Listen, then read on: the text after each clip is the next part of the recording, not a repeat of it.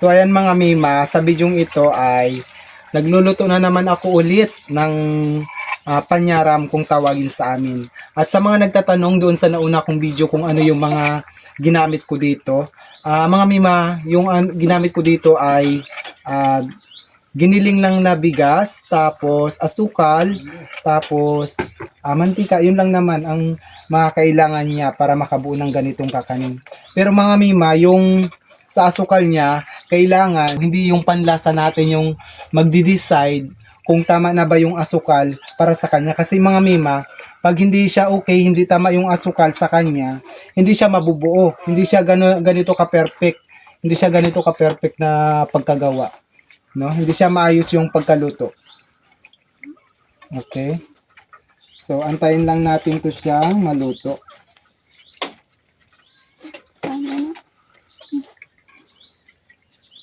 Ganun lang yan siya mga Mima. O, magkain na kayo dyan. Mauna na kayo magkain. Dahil ako magluluto na lang muna. Ikaw, Jel, kumain ka na? Ha?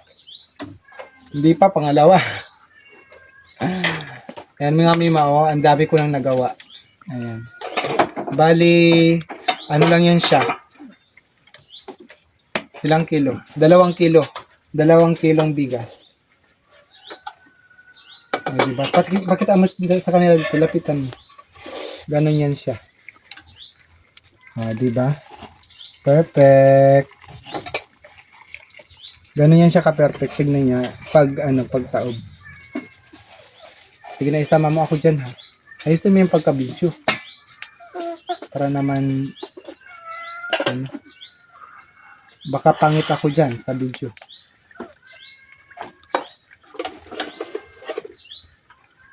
Antayin lang natin mga Mima. Diba? Magalagas yung kanyang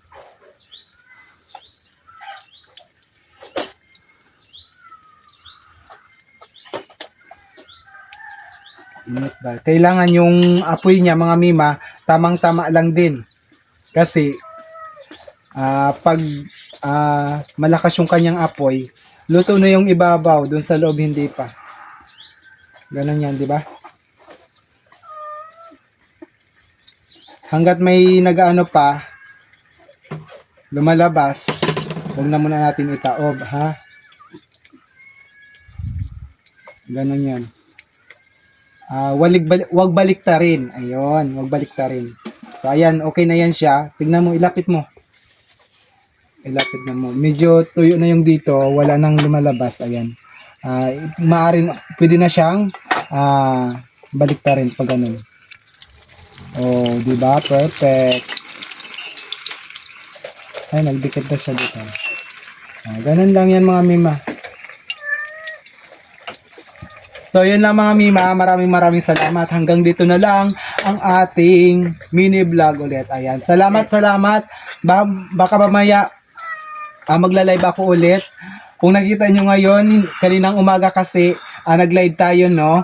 Hindi na ako nagbihis. Diretso na ako dito sa pagluluto para matapos agad yung trabaho. Pero babalik ako ulit ngayon. Mamaya, babalik ako doon. So, yun lang mga Mima. Abangan nyo ako. Maraming salamat sa wala ninyong sawang pagsuporta. At 15k followers na tayo mga Mima, ha. Maraming salamat talaga sa inyo. Ayan. Thank you so much sa pagmamahal. So, yun lang mga Mima. And ingat-ingat kayo dyan palagi. Bye-bye!